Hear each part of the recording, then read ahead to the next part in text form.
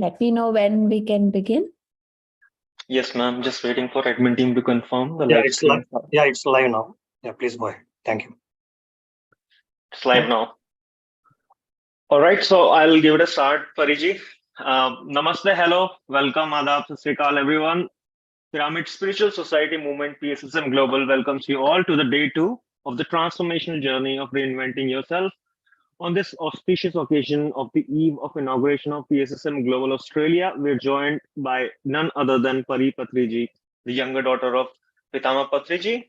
Before we start, we would like to send immense gratitude to Pitama Patriji, whose teachings still continue to inspire millions to lead a life of happiness, abundance, and prosperity. I'll give it over to you, Pariji, now. Thanks for your time again.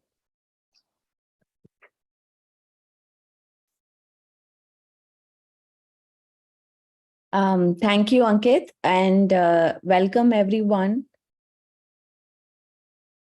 to this day 2 of Reinvent Yourself, a 21-day program. Today, we will dive into the topic of science of meditation. But before that, let's all meditate for 30 minutes. If anyone has joined new for the first time, I will share the technique of meditation. We will share this for the first few days only, and after that, we will just go right into meditation. So find a quiet spot, sit comfortably. If you're wearing glasses, remove them and cross your legs, clasp your hands, something like this, clasp your hands. And we are going to just, after we close our eyes, we are just going to observe our easy, natural breath. There is no force, no chanting, no visualization, no. If any thought comes in, of course, thoughts coming is natural. When a thought comes in, acknowledge it, let it go. The idea is to come back to your breath. Every time we come back to our breath, we enhance, we move up into our practice. We move progress into our practice. So let's begin 30 minutes of meditation. Please close your eyes and gently observe your breath. Just breathing in and out. No force.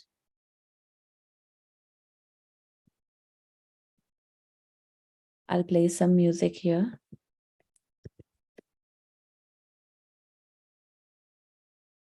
Just easy, natural breathing.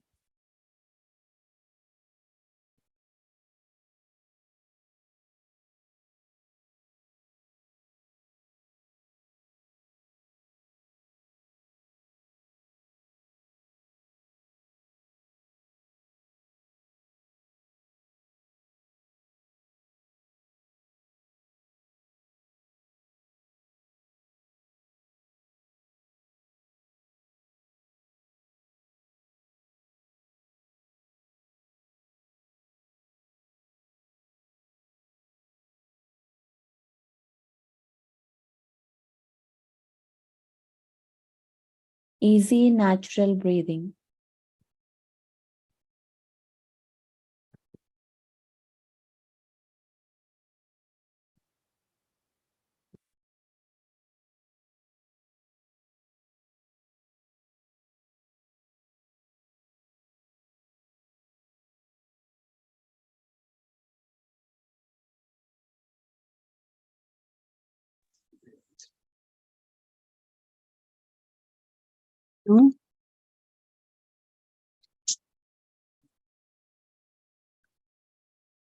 Mute हो गया है।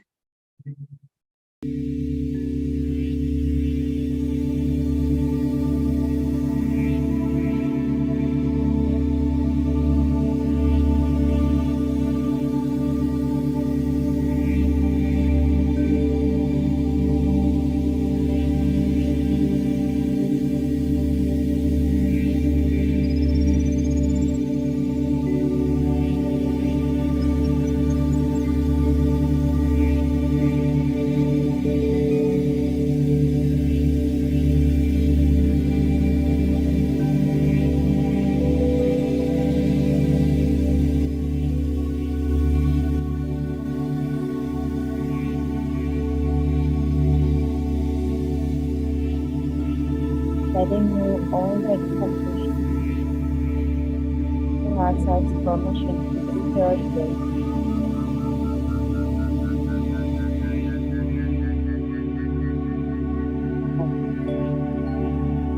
Just the breath.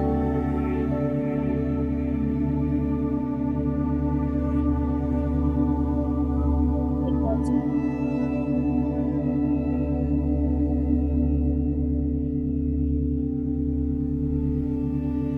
chanting, no visualization, no God, no angel, nobody. Just you and your life.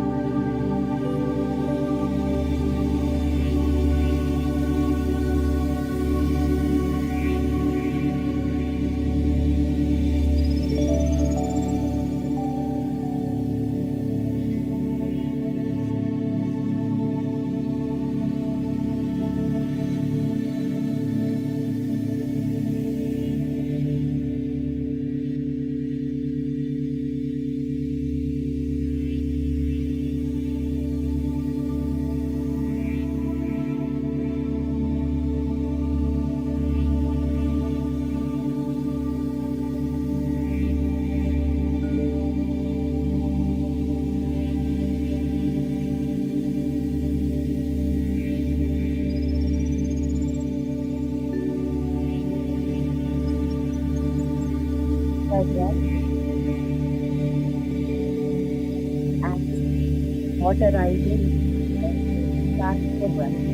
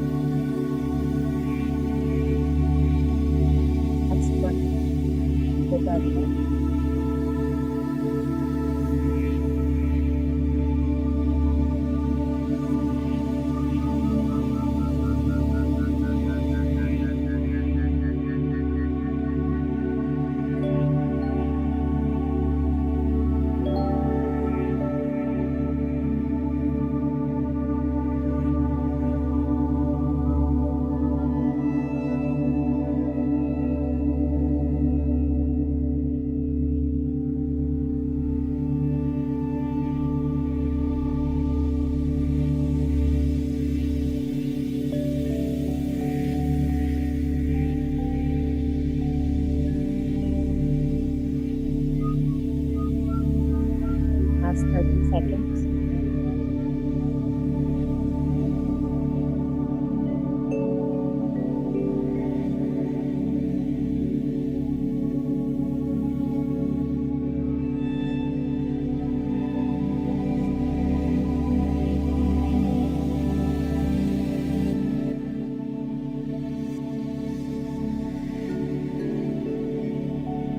Last 10 seconds.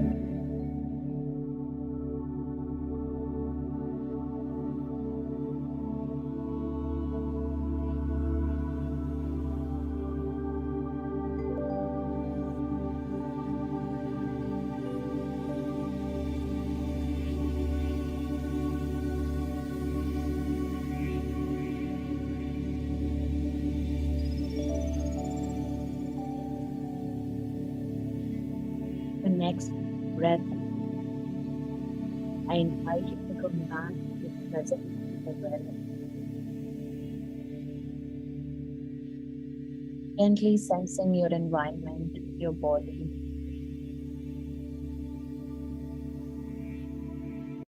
And with your next breath, please place your hands on your eyes for 5 seconds. 5, 4, 3, 2, 1. And gently open your eyes.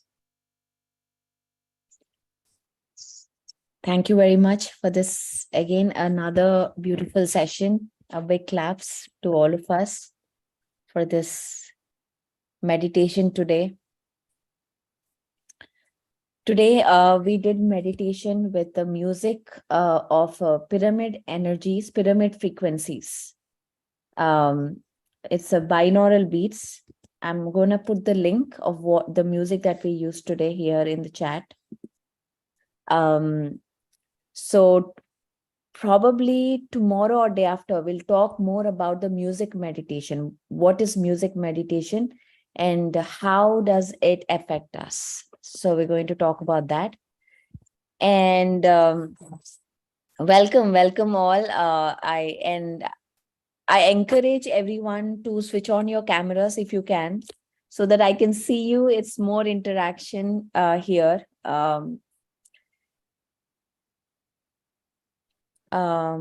So yeah, so I see wonderful faces again here. And yeah, I see a question. If anytime when we do meditation, if you have a pyramid cap, go ahead and put it on. You don't even have to ask or anything. It is a taken. Anytime you have a pyramid or anything, just like how I see Arunji here having a pyramid, go ahead. It's something that will enhance the meditation. Yes, Munmun, before we begin, please go ahead and unmute. Yes, ma'am, Atmavandan. Ma'am, actually, I have been doing meditation for past almost, I would say 1 month, and I'm getting very, very good experience. It's all because of Patriji and the team, all of you. I attended that Ramtha classes, and now I'm doing Sambhala. Actually, I'm getting few messages from the higher self. Like today in the morning, what I saw that I saw one diya lamp, and I was I was trying to lighten it up, and it was not lightning, like some wind or something. It was like it was not lightening up. And then what again I saw ki I am a teacher by profession, and again I saw ki I am reading a book. So I was not able to understand what was it trying to tell me. And I remember in the meditation in the morning, my conscious mind was sleeping, and my subconsciously I was thinking like that. Matlab, subconsciously I was getting those messages. Wonderful. So, So you have any question, Munmun? yes, the same question, what those messages are trying to tell. Well, first of all, congratulations, Munmun, that you have joined this meditation and you're doing so many programs. That's wonderful.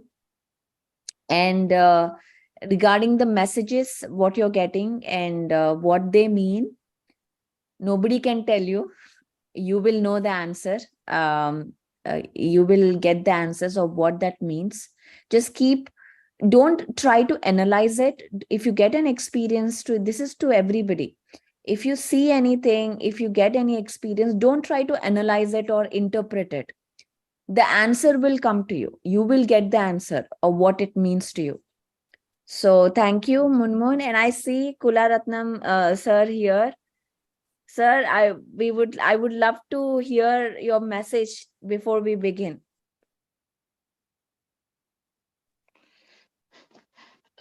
Thank you, Pari ma'am, and all the team, PSSM Australia. Sorry, I couldn't join yesterday, even though I joined. I had eye surgery 4 days ago, and today is the day I can actually sort of get up and sit up.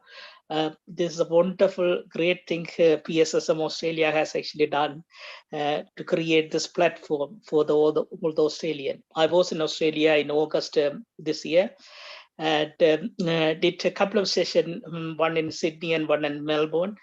And that time I was thinking we must have the PSSM Australia there. And we have manifested this one. With your guidance, this is a wonderful opportunity for the Australian masters. And not only that, is masters across the world. Even masters from UK or Sri Lanka, they are joining this group today. Therefore, that is a wonderful thing. There's a platform for all the masters across the world.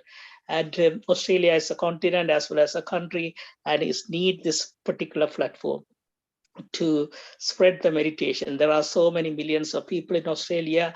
This particular platform, I strongly believe, is going to sort of, give a opportunity for all the Australian masters and masters across the world.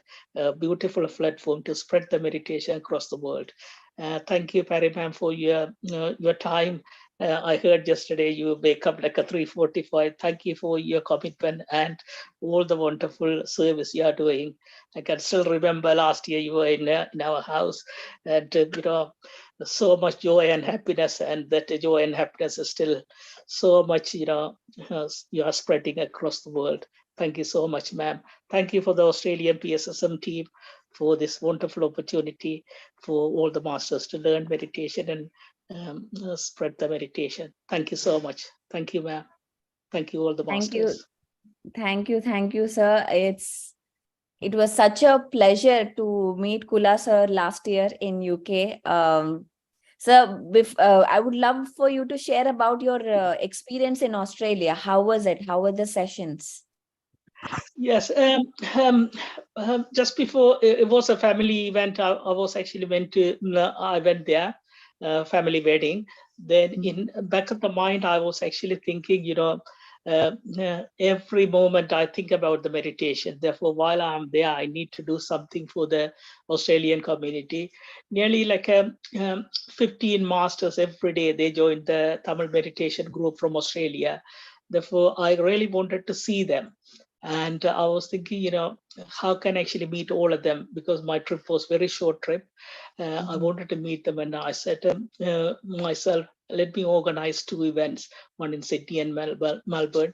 there were so many masters joined the live meditation there. Saroja ma'am came all the way from Melbourne to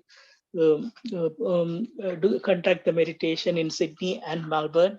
That was a wonderful thing. And since that, even in Melbourne, I actually visited one of the elderly people associated with the sort of, get together and spread the meditation there. Therefore, the word of mouth of meditation has actually gone to Australia during my visit. That was a great opportunity for me to do something, positive about the meditation in Australia. And ever since I'm keeping in touch with lots of new masters who sort of I contacted during my visit. Therefore, it is going to spread very well over in Australia. Thank you, masters. Thank you, sir. Wonderful. It's your presence in Australia has marked the initiation of a consciousness shift. So I'm so glad that you were there and started this. So thank you, sir. Thank you. It's all the divine blessing from our Grandmaster, Pari Patri, sir, all the masters. Thank you. Thank you, sir. And next we need you in India. Okay. Especially in Tamil Nadu to see the Ganesha pyramid. Right. I just been to Bosnian pyramid.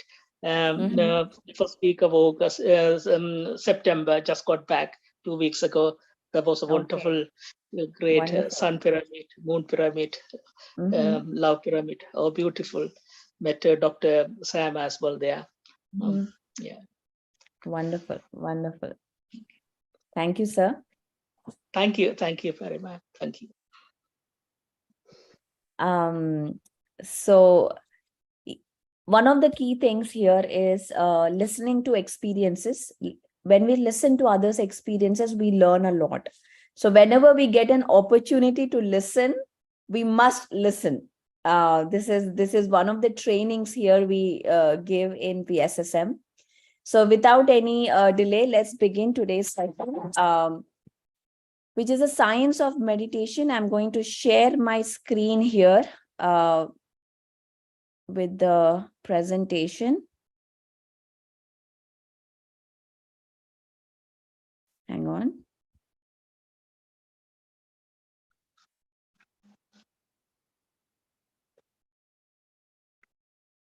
Okay.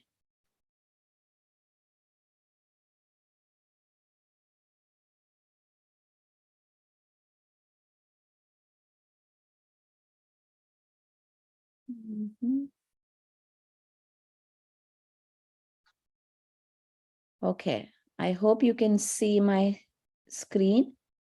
Today we are starting with the basics about what is Anapanasati meditation and why do we need to do it? Why should you spend half hour or 1 hour of your time learning about this?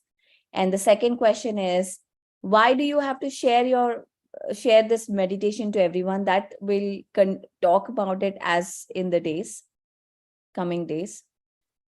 So yesterday we saw the video. So Anapanasati, again, let's see if I have, okay. This is from Pali language. Ana means in breath. Apana means out breath. Sati means to be one with. Anapanasati. And Pali is from Tibetan language.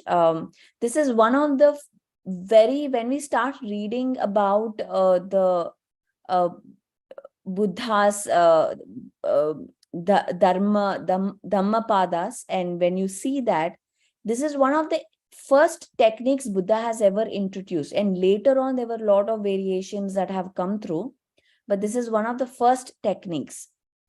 And the technique is pretty simple. 3 steps, as I mentioned yesterday. For step 1, observe your breath, your easy, natural breath. In breath, air going in, air going out. The second step is, if you get distracted, that means when you have a thought of any kind, you recognize, you acknowledge the thought, and you recognize that you're not with your breath, and you return to your breath. So this is the second step. And the third step, you repeat, that is, you observe your breath. So this 3 steps we are continuously practicing in this meditation. Now, how does this work? This is a question so many people ask about, okay, how does, because many times, I'll tell you a small story. If you have known my father, you probably know what I'm talking. Anything, if any question comes to him, like, okay, I have this problem in my body, what do I do? He will be like, just close your eyes and observe your breath. And if anybody comes and says, I have problems with my husband or wife, what do I do? Close your eyes and observe your breath. If any student comes and says, I have this pressure, I have exams, close your eyes and observe your breath. So for any question, the answer would always be close your eyes and observe your breath. And as I was growing, of course, I was meditating, but I had all these questions. How can doing nothing, just sitting and closing my eyes and observing my breath, do everything, all these miraculous changes? I had this question all the time.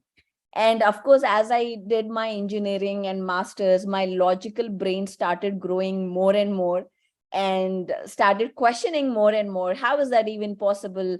I have to, like, especially in COVID, so many questions came to us, like, when people are dying, how can you just ask us to close our eyes and sit? This is not right.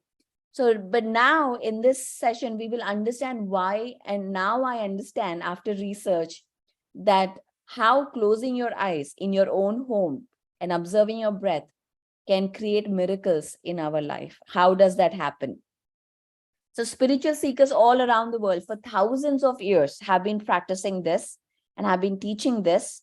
And now suddenly, the science is catching up with the advancement of neuroscience. As the advancement of neuroscience within the past 10-15 years, actually, this whole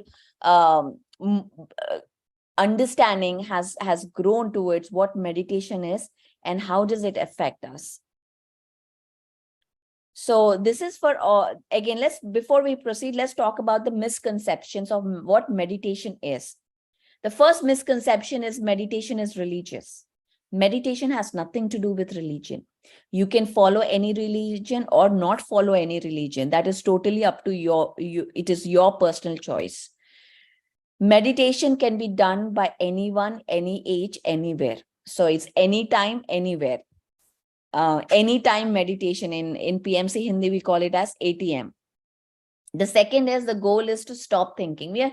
That is again a misconception. People think that, oh, I have to stop thinking. And that is a first excuse that they don't even attempt meditation because they feel like they have to do the impossible because we have a monkey mind.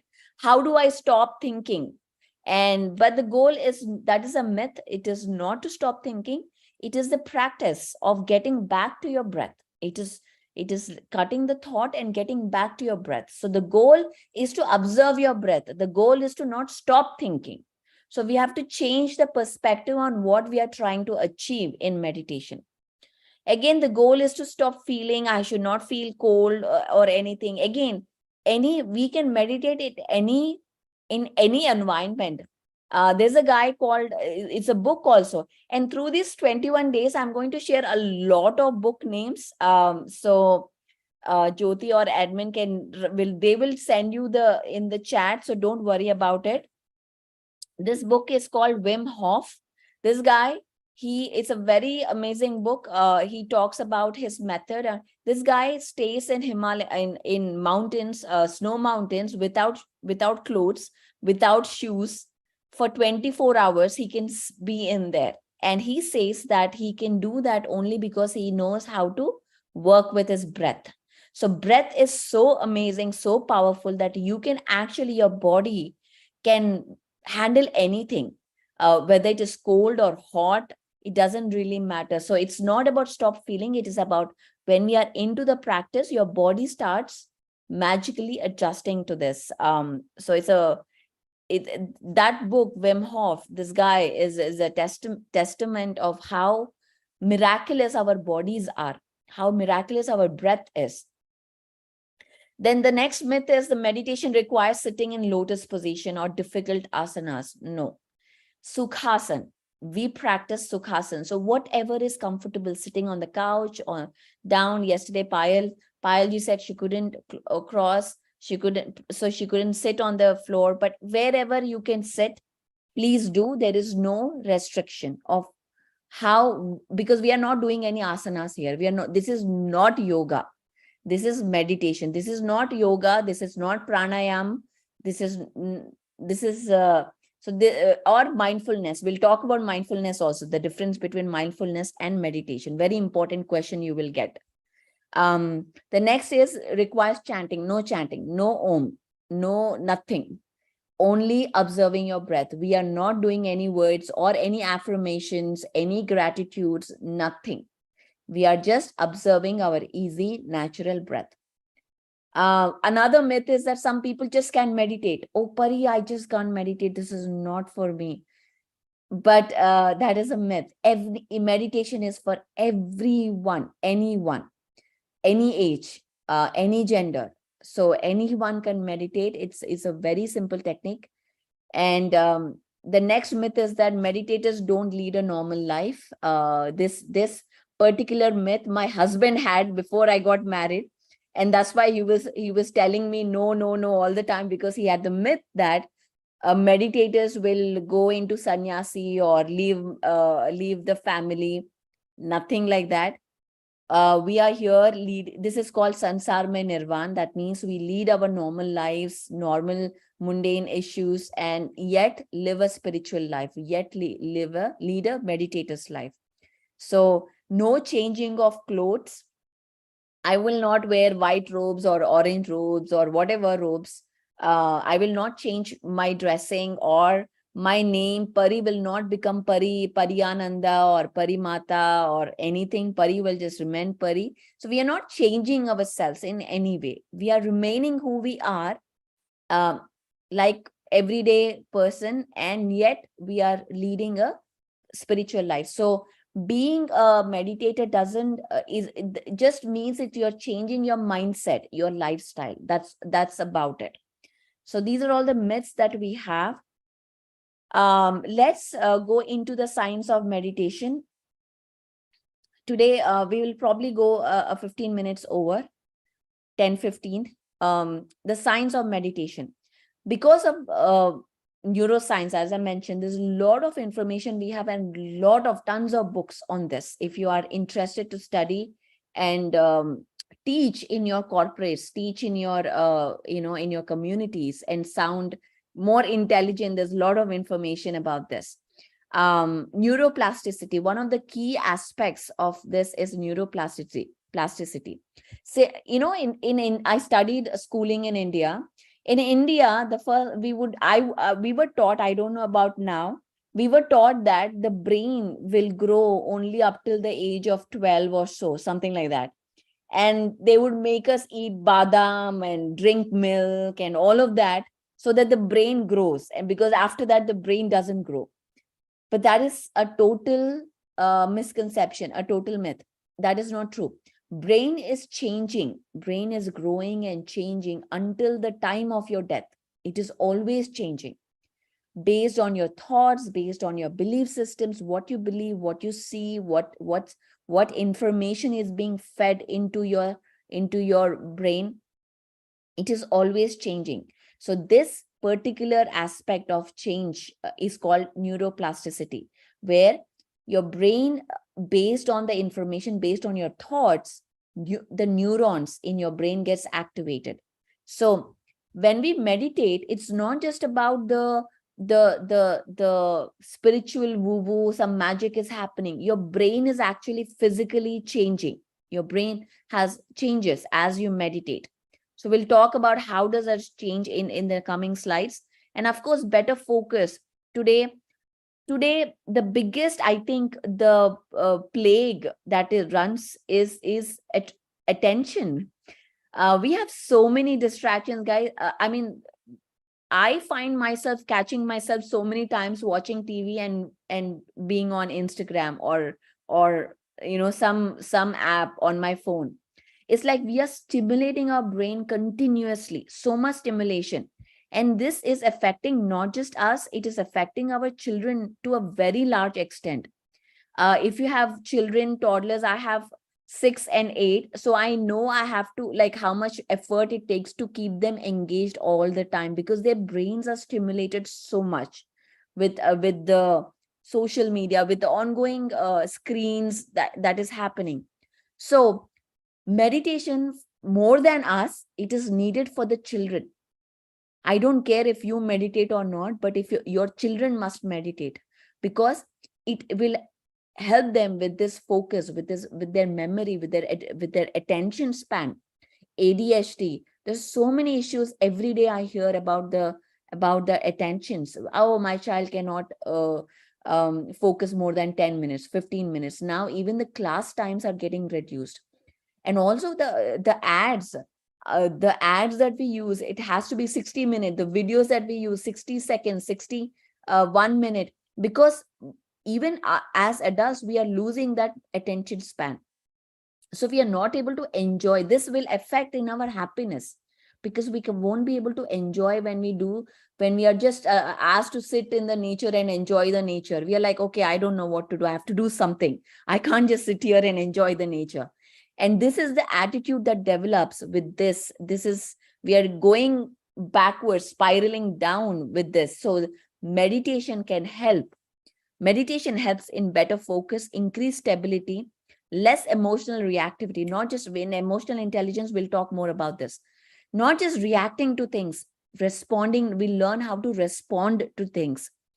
Stress, of course, fight and flight response. We'll do a whole session on stress this time. What is stress and how does it affect us? And of course, the next point I will explain in detail: increase happiness. The happiness center in your brain, the center that will facilitate for you to experience happiness, is enhanced, is increased. So compassion, tolerance, all of this part. So meditation is not just anything that oh, it is nice to see, nice to do, or oh, it's very good. No, it is an essential tool that is required in today's time for all the children, for all of us, for all the professionals, to deal with everyday challenges, to be your best version and to give your best. Because only when we give our best to our families, to our community, we make an impact. And this is what we all want, we all aspire to. So this is a must-have tool. And let me explain you how it all started, this meditation. The picture that you see on the screen is Patriji. He was introduced to meditation in early 1970s by his friend. And he was introduced to Anapanasati. By then, he read about many different meditations. He also got into touch with many different, he practiced many.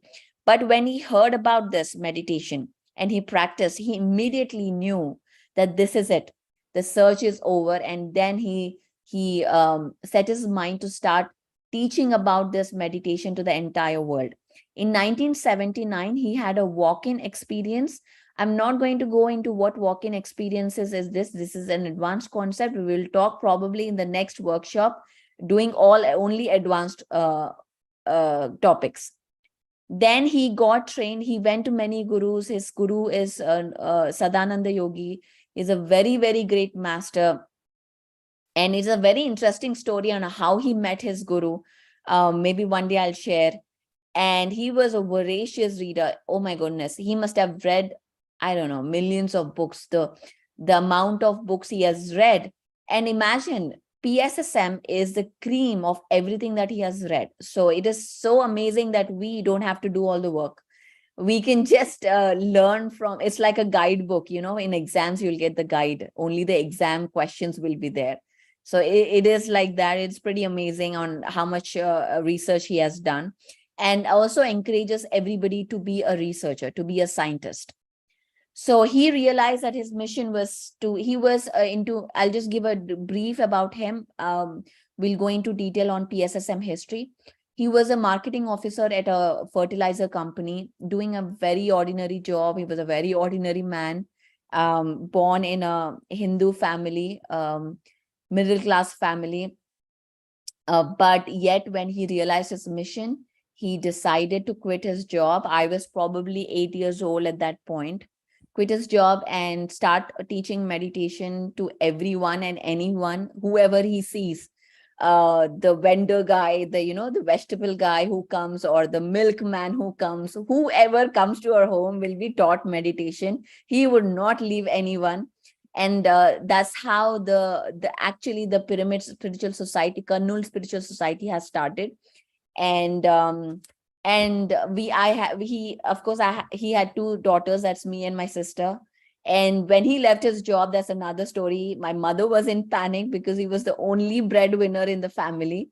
And she was like, okay, what? And they had no concept of saving money. They would always spend the money. The bank didn't have any money. So it was a very interesting time in terms of how the conviction he had that meditation is the only way, and I have to teach meditation for free. Even if he had charged for money, that it would have been a different story. But no, because nobody should have an excuse to learn meditation. Oh, I don't have money, or this or that. So he would feed anyone who comes to the home. He would feed them, teach them meditation, so that they don't have any excuse. Meditation is for rich or poor, for learned or for illiterate or illiterate, for anybody. This is the same technique. Even if Ambani comes, no different technique will be taught. The same technique is taught to everyone, because this is the right for every human being to learn, to connect to their own source. So I grew up on donations. So if anybody gives food in our rice or lentil or anything, we had food on our plates. If anybody paid my fees for the school, I would go to school. So that's how I grew up with donations all my life. So it's a very interesting story on how that every day that the house ran, and I'm here doing this work. And all credit goes to my mother on how she has managed the house every day.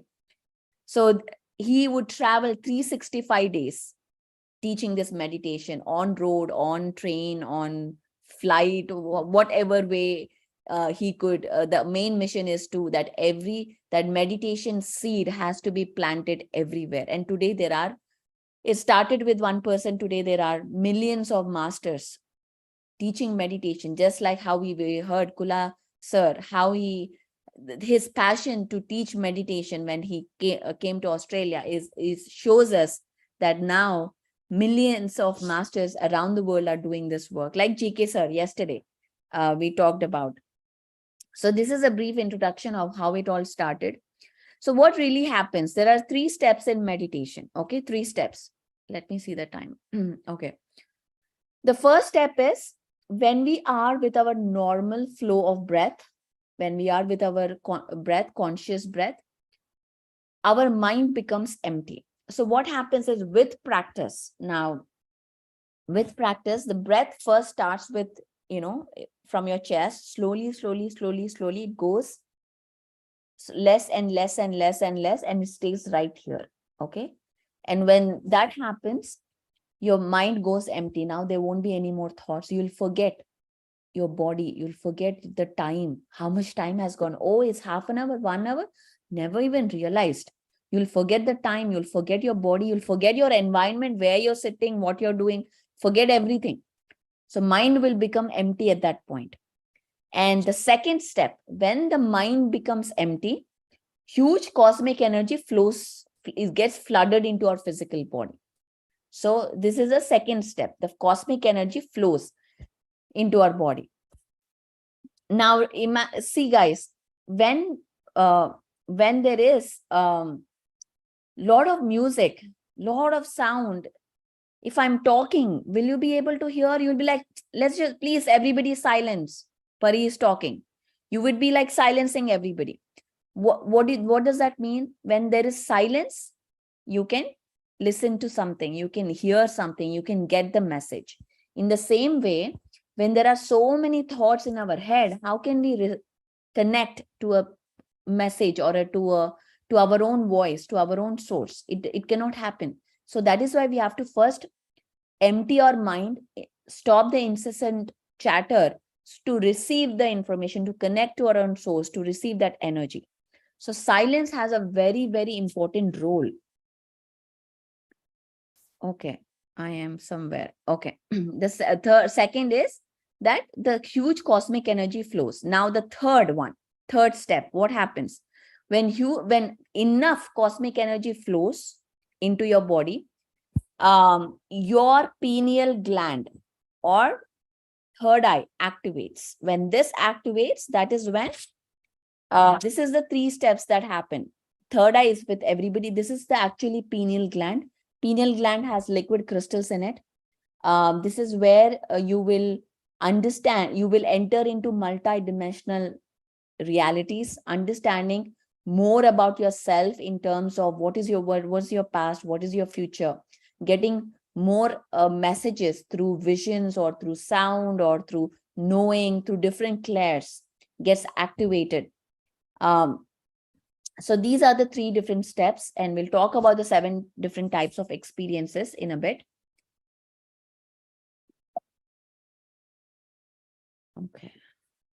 Okay. So as he started, of course, this picture just shows how meditation has gone across with one person, schools, colleges. Today in Karnataka, the government has made meditation as mandatory for children. So now PSSM has a curriculum for school children in Karnataka schools. Our master, Shivaramappa, he has successfully established curriculums and textbooks for spirituality in Karnataka, and in Andhra also this is happening. It's a wonderful initiative. India now, with the leadership of Narendra Modi, meditation is going to schools and colleges and universities. It's a wonderful, wonderful step India has taken. Let's talk about the 7 types of experiences in a bit. Let's talk about the science. So I want everybody to just do this with me. Just breathe in, breathe out. Try again. Breathe in, breathe out. Now, when you breathe in and breathe out, you breathe in, you breathe out. At the end of each breath, whether you're taking in or out, there is a space. There is a small space between each breath. It can be like a minuscule of a second, but there is some space between each breath. Now that space is called the vector equilibrium, or the zero state, or the stillness. Okay, so this person that you see, he's called Buckminster Fuller. He's a very great scientist. If you read about him, you'll find a lot of amazing stuff that he has done. The geometry he's holding in his hand, it is called the vector equilibrium. So let me read the quote here. The vector equilibrium is a zero starting point for happenings or non-happenings.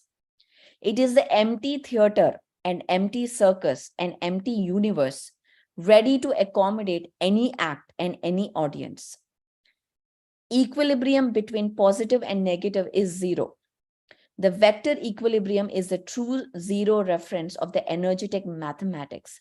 So this is the perfect, what they say is this vector equilibrium is the geometry that is perfectly in the state, as it says, zero state. That means it is the state between happening and non-happening.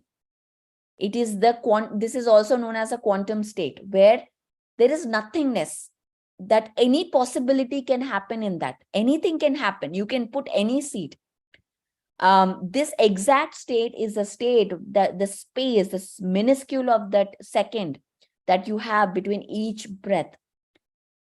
So that is where every time we access that spot, we get into the stillness. So when we start practicing meditation, these moments that we have starts increasing. So basically, today, if you have 50 thoughts, okay, there is a space between each thought. One thought comes, okay, the meditation is too long, I can't sit forever. And the second thought comes, okay, when does this end? So one thought and the next thought, there is some space. As you meditate, the space starts increasing, okay? And if you have today 50 thoughts, tomorrow you will have 49 thoughts or 48 thoughts. So the thoughts starts reducing and the space starts increasing. This is the practice of meditation. It is not being thoughtless. Okay, so this is a myth. That is why we say with practice, the space starts increasing and the cosmic energy you receive starts increasing. Meditation is a complete brain changer. We have two brains, left brain and right brain. Most of us have, if you are logical, if you are analytical, your left brain is more active. If you are an artist, your right brain is more active. But we have two brains. The idea was to use two brains, not just one brain. Then why do we have two brains if we were just to use one brain? So decades of scientific dogma blowing away the recently discovered neuroplastic nature of the brain means that our potential is not set at birth. Okay, we can change our brains, we can change our potential. We are not born stupid or not understanding, oh, I am just like this, I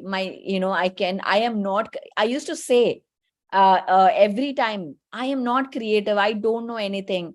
And this used to be confirmed because I don't know, like my father plays flute, I don't know any music, I don't know any dance, I don't know any painting. My sister is an artist, she can paint well, so I have nothing. So I would be like, I have nothing, I'm not creative. So I believed that all I meant was to sit before computers, and that was a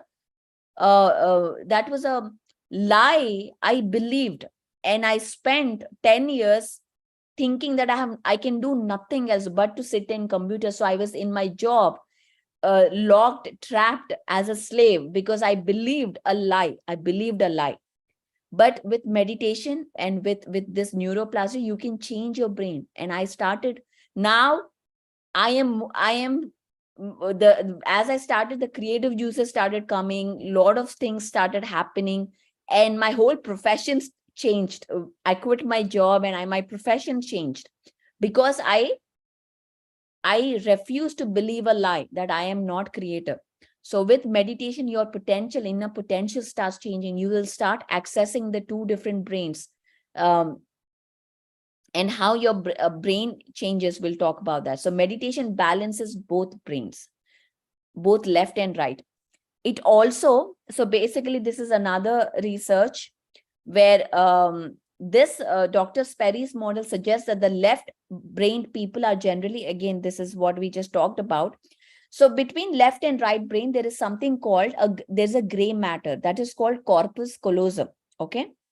So this particular gray matter sends information from your left brain and right brain. Now, when they scanned the brains of a meditator and a non-meditator, what they saw was pretty amazing. They saw that before meditation, this gray matter was very thin, okay? And after meditation, this started expanding. That is, it was getting thickened, the corpus callosum. What does that mean?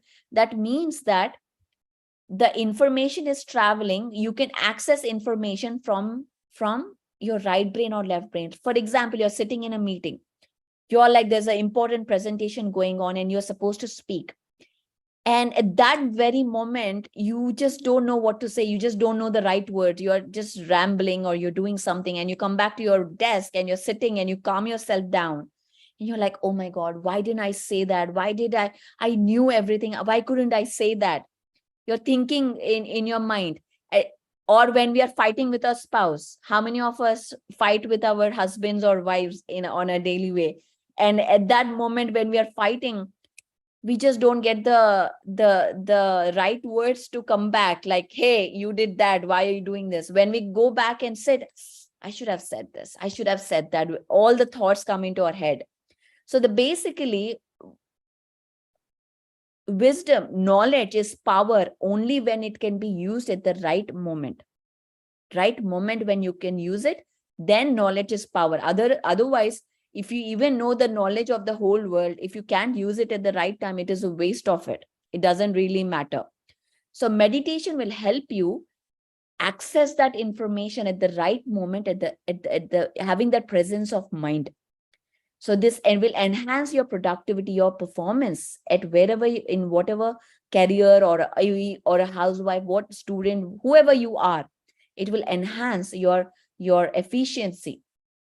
So it's a very important tool that we have to create success in our life, to achieve. So again, meditation increases your creativity, your brain balance, intuition. Intuition is extremely important. We'll probably do this in intelligence workshop.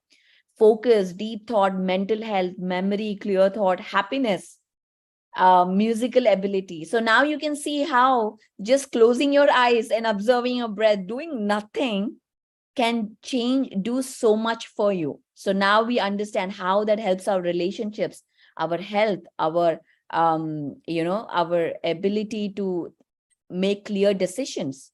Because we are in stress, we cannot make right decisions.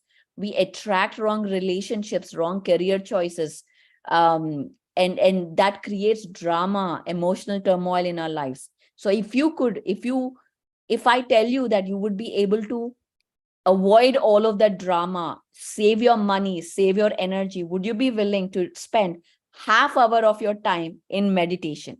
That's all. So this is the power of meditation, guys. And again, people gets connected. See, so many times especially after COVID, we are living in a time where we are feel disconnected with people. Sometimes we feel that people are not understanding me. I'm speaking, but nobody understands me. I live with everyone, but I don't know, I can't speak to anybody. That because we are feeling a sense of separateness, we are feeling a sense of isolation, of disconnectedness. And even though we have 1,000 friends on our Facebook and likes, we still feel that, because that is not real connections. It's time to make real connections. And with meditation, the brain center, the prefrontal cortex, that actually gives you a sense of connection to everyone around you, to take you into that oneness, to connectedness to the entire universe, enhances. So you feel happy, you feel connected, because it's a human need to be loved, to be acknowledged, to be understood. It is our basic need to have that. And if we don't have that, we feel rejected, we feel that nobody loves us. And that is the reason why so many suicides are happening right now. Innumerable suicides are happening, students, because rejections, failures are killing people more than cancer or any other thing. So meditation helps you overcome loneliness. Depression, anxiety, all of these parts, just the number of minutes equal to the number of your age, meditating minimum number of that will help you overcome all these everyday issues today. So I'm just gonna, of course, it helps you overcome, again, as I said, parietal lobe benefits. When it's deactivated, when it calms down, you can feel more empathy, more compassion, sense of oneness, self-esteem. Your confidence gets increased. You feel more confident in your speech, in your relationships, in trusting each other, living in the present moment. Social anxiety, I mean, so much peer pressure, we see that today within our children, within our own social circles. How to deal with that loneliness, all of this is overcome with meditation. Lot of scientific studies, lot of books, I'm just gonna go through here. Now, spiritual benefits. Now, we talked about a lot of physical and emotional. You activate your pineal gland. Pineal gland is a gland associated for having a clear vision. So if you're somebody, or if you know somebody who easily gets cheated or betrayed in relationships, that means you're not able to see the truth. You're not able to see the vision, see the see beyond. So that is when you activate your third eye, when you activate your pineal gland, you will be able to differentiate right versus wrong. That means in Hindi we say, Hinsa chodo, hamsa pakdo. This is one of the slogan we say in our Shakahara rallies in India. Himsa chodo, hamsa pakdo. That means leave violence and Hansa. Hansa is what? The swan, or what is it in English? You hold that. Hamsa means your breath. So when you hold your breath, you start differentiating. What does Hansa do? It can differentiate between milk and water, right? So you can see our world is like this: truth and lies. Our media, everything we see around has both truth and lies. Now, if your third eye, if your pineal gland is not activated, you cannot differentiate what is truth, what is lies. You will go bump into walls all the time. Go here, go here, go here. Oh, don't go here. And you will be always fallen. You always will fall, get up and go. But when you activate your pineal gland, you will be able to differentiate, oh, this is lies, this is truth. Take this truth, leave this lies. Take the truth, leave the lies. So you will be able to access information that is truth.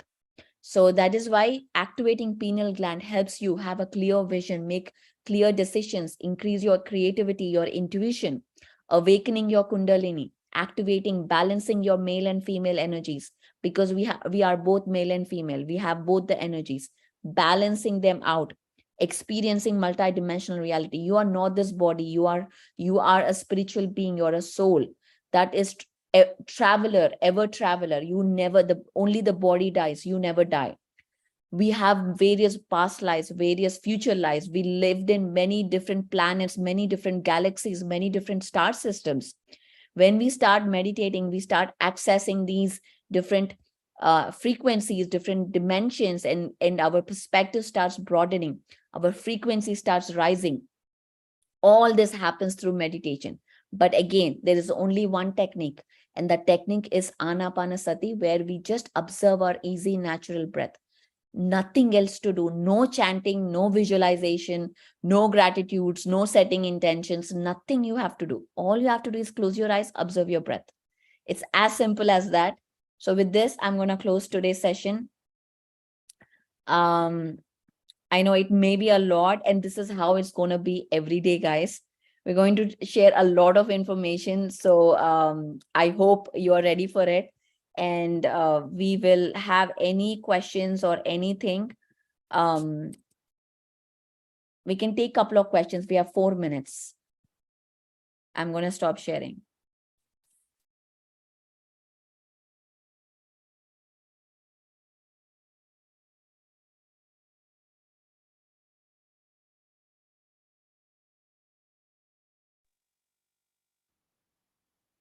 Yes, Kanchan, can you, yeah, Ankit, please share. Right. I have a question, Pariji. So when I started this, I told my friends here in Australia that if I get benefited, I'm going to tell you about it after 40 days. And it's not even 40 days. I think it's time now that I tell them about the magic. The only thing that I'm hesitant about is that, when I break the silence that you have to go plant-based diet, it is not going to be easy for them because they are used to non-vegetarian things like breakfast, lunch, dinner. So how can we convince them to go plant-based diet? Well, first bring them to meditation, and it will happen gradually, because I understand talking about plant-based living is, and especially in Western in countries like Australia and US and Europe, is pretty difficult. But of course, the awareness is spreading a lot everywhere right now. Yes, anybody can join. Please bring, unless if non-vegetarian people don't come here, how can we teach vegetarianism to them? So bring them on, bring them on. again, that is why in this session, we don't talk about plant-based living in the beginning. We talk about it around 15th day or 16th day. So just ask them to meditate first, and we can talk, and we'll have a whole session on plant-based living. What is it? Giving them the scientific research of why we should not eat.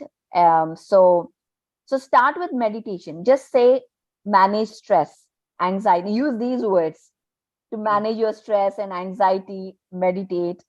It's very good. You can sleep better. You can, that is one of the biggest need right now, is people can't sleep anymore. So you can sleep. My son is awake right now. He heard me and he's up. So even the children are not able to sleep.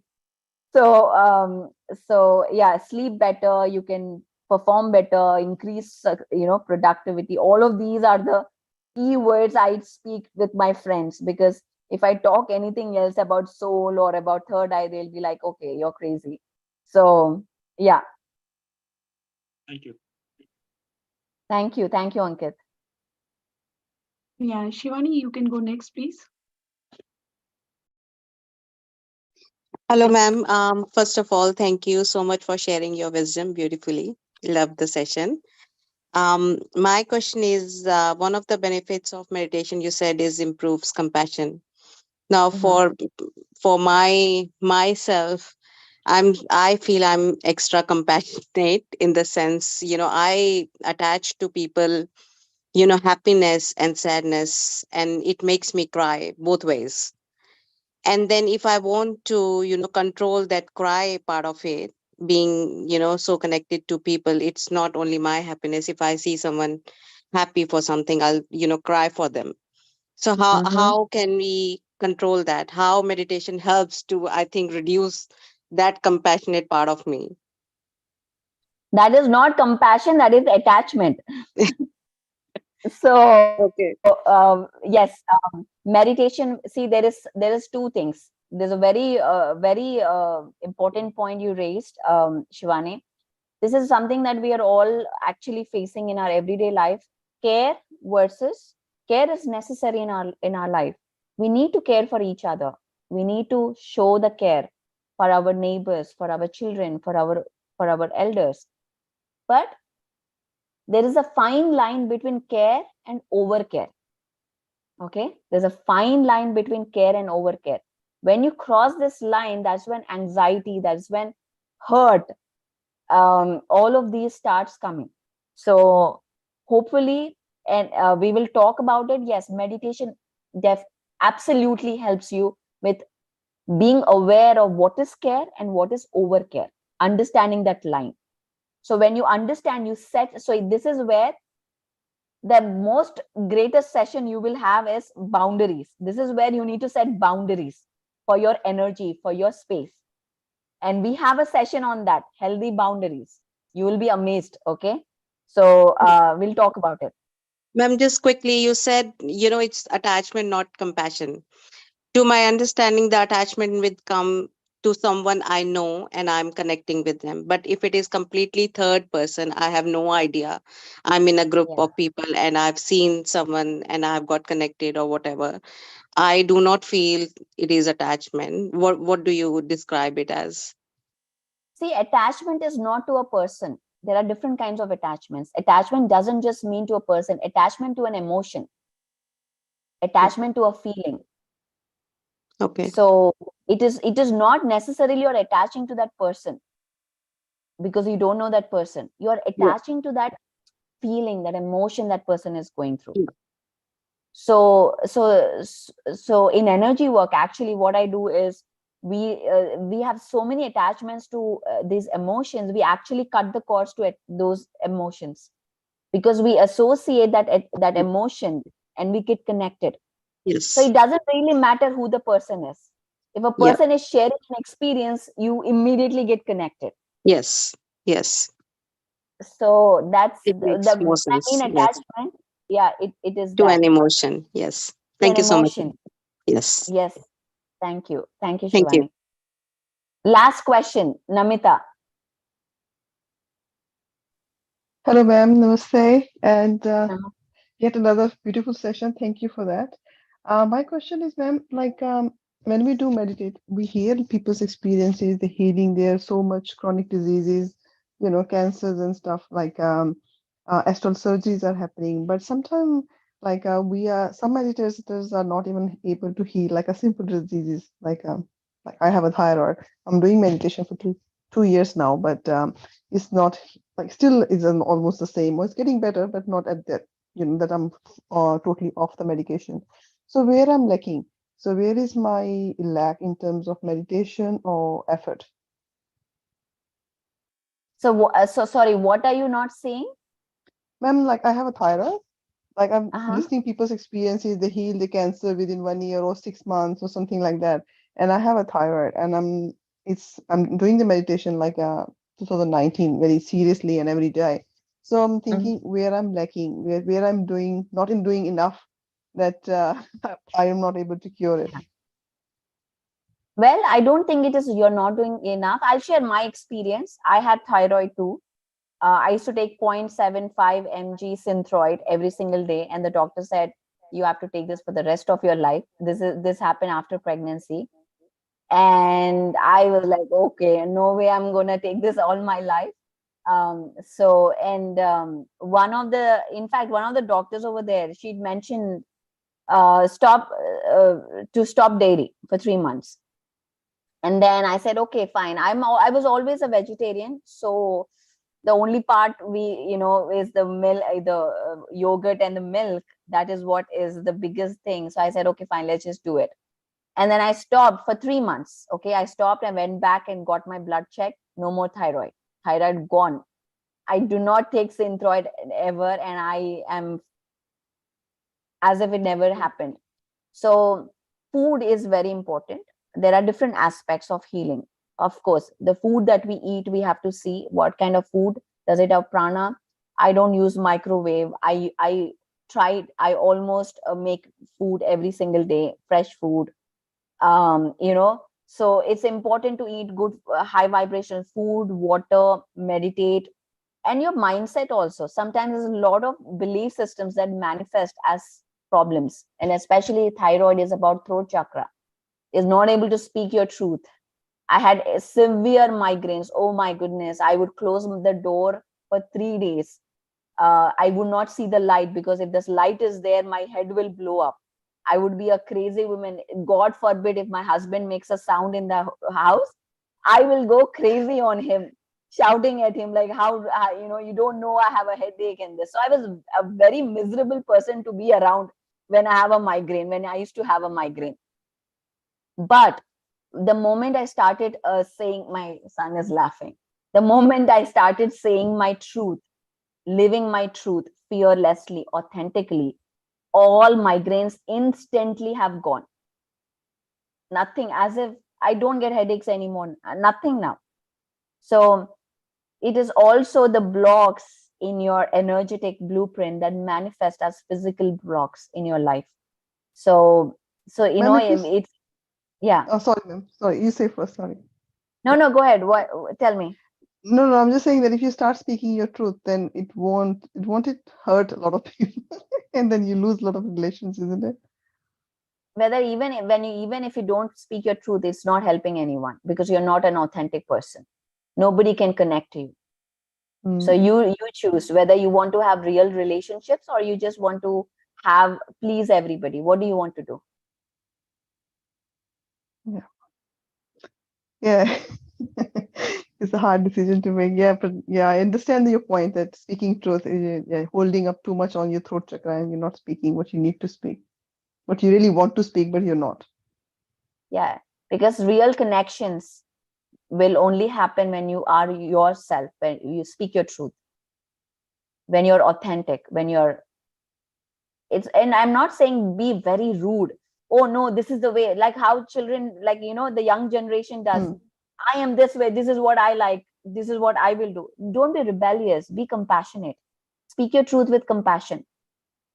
This is that is what we learn with meditation, like being compassionate and yet speaking fearlessly. So okay. Thank you, ma'am. So makes sense. Thank you, Namita. Thank you you. guys for this session today.